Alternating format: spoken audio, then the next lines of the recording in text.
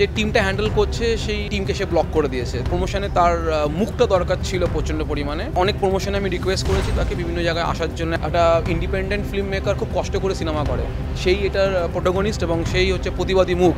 একজন মেয়ে হয়ে আরেকজন মেয়ের সমস্যা বুঝবেন না? আমাদের দোষী বাথরুমগুলোর এরকম অবস্থা। আমি এটার প্রতিবাদ করতে চাই।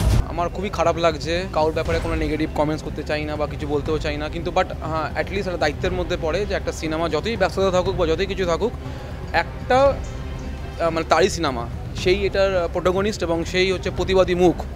তো আমার মনে হয় তার আসা উচিত ছিল, এবং কোনো না কোনোভাবে আমার কাছে কোনো ইনফরমেশান নেই যে সে আসবে কি আসবে না। তাকে ইনভিটেশন কার্ড পাঠানো হয়েছে, সব কিছুই করা হয়েছে যা যা করা উচিত। যে টিমটা হ্যান্ডেল করছে সেই টিমকে সে ব্লক করে দিয়েছে। তো আমি বুঝতে পারলাম না কেন। তারপর আমি পার্সোনালি ওকে আমি কার্ড পাঠিয়েছি, কোনো রেসপন্স করেনি, এবং আমার কাছে কোনো ইনফরমেশান নেই যে সে কেন আসবে না বা কী বৃত্তান্ত। তার যে ডিউটি সেটাই খালি করেছে, বাইটস দিয়েছে। বাট অনেক প্রমোশনে আমি রিকোয়েস্ট করেছি তাকে বিভিন্ন জায়গায় আসার জন্য। অ্যাটলিস্ট এইগুলো এই সিনেমার যেই প্রমোশন দরকার সেই প্রমোশনে তার মুখটা দরকার ছিল প্রচণ্ড পরিমাণে। কিন্তু জানি না, আমি মানে এটা সঠিক কারণ আমি জানি না, আমাকে সে বলেনি।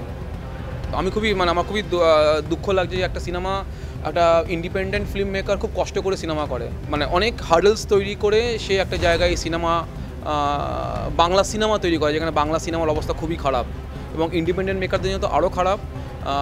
যেখানে আমি প্রডিউসার, আমি ডিরেক্টর, তো সেখানে সাপোর্ট করা উচিত ছিল। তো আমি খুবই আশাহত হয়েছি।